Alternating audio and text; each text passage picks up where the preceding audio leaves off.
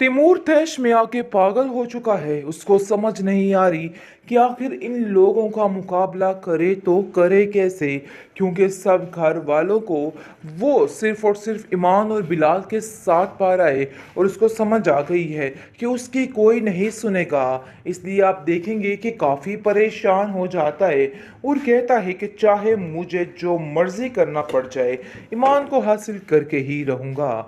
यानी कि वो ठान लेता है कि बिलाल को ख़त्म कर देगा।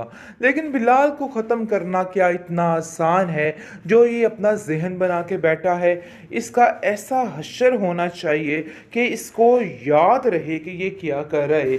आप देखेंगे कि ईमान साफ साफ तैमूर से कह देती है कि बिलाल के ऊपर आने वाली हर बुरी नज़र का खात्मा मैं करके रहूंगी, और बिलाल को कभी भी अकेला मत समझना। मैं उसके साथ उसकी ढाल बन के खड़ी हूँ, और ये बात तुम शायद नहीं जानते हो। आगे से आप देखेंगे कि वो कहता है कि मैं तुम्हारी इन गीदड़ बकरियों से नहीं डरने वाला। बात तो ये फाइनल है कि मैंने जो करना है वो मैं करके ही रहूँगा। इसलिए बेहतर यही है कि मेरे रास्ते में आने की कोशिश मत करना, और मैं जैसे चलने वाला हूँ ना, मुझे ऐसे ही चलने देना। तुम्हारे लिए यही अच्छा है, क्योंकि मुझे लग रहा है कि तुम खुद को जलील करवा कर ही दम लोगी। ऐसे तुम्हें सुकून नहीं आएगा। दूसरी तरफ ज़ारा को सब पता चल चुका है जैसा कि, इसलिए बेचारी काफ़ी परेशान है। लेकिन वो पीछे नहीं हटने वाली। अब जाकर बताएगी कि क्या करना है और क्या नहीं करना। और बिलाल से कहती है कि मैं तुम्हारे साथ तहे दिल से खड़ी हूँ। ये लोग चाहे जो मर्जी करते रहें, मुझे किसी की बातों से कोई फ़र्क नहीं पड़ता, कोई लेना देना नहीं है। तुम परेशान मत हो, अपनी ज़िंदगी में खुश रहना। मुझे अब इन लोगों की कोई परवाह नहीं है, और अब मैं हर खुशी वार दूंगी जो तुम्हारे रास्ते में रुकावट आने की कोशिश करेगी। आगे से आप देखेंगे कि वो ज़ारा को कहता है कि मैं भी तुम्हें उधर नहीं रहने दूंगा, क्योंकि मैं जानता हूँ कि वो इंसान इस काबिल नहीं है कि उसके साथ रहा जाए। इसलिए बेहतर यही है कि तुम भी अपना जहन बना के तैमूर को सुख का सांस नहीं आ रहा है, और उसने अपनी ज़िंदगी तबाह करके ही रहनी है। और 100% खुद वो अपने पाँव पे कुल्हाड़ी मारने की ही कोशिश कहते कर रहा थे कि ये लोग इस काबिल नहीं है कि इन लोगों के साथ रहा जाए और इन लोगों का झूठी बातों में साथ दिया जाए। लेकिन मैंने ऐसा ही किया, मैंने इन लोगों का साथ दिया और इन लोगों की हर बात मानने की कोशिश किया। लेकिन आज जाकर मुझे अंदाज़ा हो रहा है कि नहीं जी, मैंने बहुत ही गलत और घटिया काम कर दिया है। दूसरी तरफ आप देखेंगे कि तैमूर इस बात पर अटक चुका है कि वो ज़ारा को एक पल के लिए भी इधर नहीं रखेगा। लेकिन उसकी माँ उसको समझा रही और कहती है कि आखिर तुम कैसे कर सकते हो, देखो ऐसा मत करो, तुमने तो तमाशा बना रखा है हर चीज़ को। जिस पर तैमूर कहता है कि तमाशा तो अब बनेगा, मैं आपको सिर्फ और सिर्फ ये बताने की कोशिश कर रहा हूँ, ये समझाने की कोशिश कर रहा हूँ। लेकिन आप लोगों को शायद मेरी बात की समझ नहीं आ रही है, आप लोगों को मेरी बात समझनी होगी, क्योंकि आप लोग नहीं जानते हैं कि आप लोग क्या कर रहे हो, क्या करने की कोशिश कर रहे हैं। आगे से आप देखेंगे कि लैला कहती है कि बिलाल बिल्कुल ठीक है कि क्या है, इतनी खामोशी भी अच्छी नहीं है। लेकिन आज जाकर उसको बिलाल की सारी बातें सही लगने लगी हैं और उसको पता चल चुका है कि सच्चा कौन है और झूठा कौन है। और वो जाकर तैमूर को साफ साफ कहती है कि मुझे बहुत हैरत हुई तुम्हारी इस सोच पे, किस कदर घटिया सोच थी तुम्हारी और किस चीज़ का तुम ड्रामा करते थे सबके सामने। मुझे आज सब चीज़ों का बड़े अच्छे तरीके से अंदाज़ा हो चुका है। जिस पर आप देखेंगे वो कहती है कि ईमान पर हम सब ने कितने इल्ज़ाम लगाए, लेकिन आज मुझे इस चीज़ का काफ़ी अफसोस है और मैं आज जाकर उससे माफ़ी मांगूंगी। मुझे यकीन है कि मैंने गलत किया। तैमूर मतलब कि खताओं का पुतला, किस तरीके से उसने हर चीज़ खुद ही अपने मुंह से उगल दी, और सारा सच सामने आ गया कि आखिर आज ईमान की सारी बातें सच साबित हुई।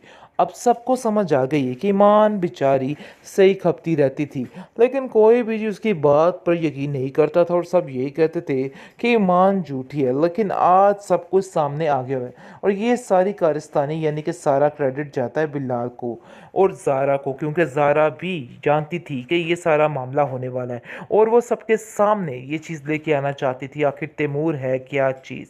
क्योंकि कोई भी उसकी बात पर नहीं चिढ़ता था, कोई नहीं बोलता था, और सब यही कहते थे कि तैमूर गलत नहीं हो सकता। लेकिन ये बात उसको साबित करनी थी कि आखिर क्या है और क्या नहीं है। लेकिन जी आप देखेंगे कि सब कुछ साबित हो गया है, बल्कि साफ साफ तैमूर ने अब ये कह दिया है कि वो किसी भी तरह से ज़ारा को इधर नहीं रहने देगा। आप लोगों ने दौलत की खातिर क्या तमाशा किया है, ये सब कुछ तो आपके सामने है। आप लोगों को थोड़ा इंतज़ार कर लेना चाहिए था ईमान के आने का, लेकिन आप लोगों ने ऐसा नहीं किया। उसकी माँ काफ़ी रोती है और कहती है कि आखिर तुम कैसी बातें कर रहे हो, मैं आखिर किस मुंह से ये सब कुछ कहूँ, बिलाल तो हमें ज़िंदा नहीं छोड़ेगा, तुम्हें समझ क्यों नहीं आ रही। जिस पर वो कहता है कि मुझे किसी बिलाल का कोई डर नहीं है, इसलिए बेहतर यही है कि बस ज़ारा को भी ये बात समझा दी जाए।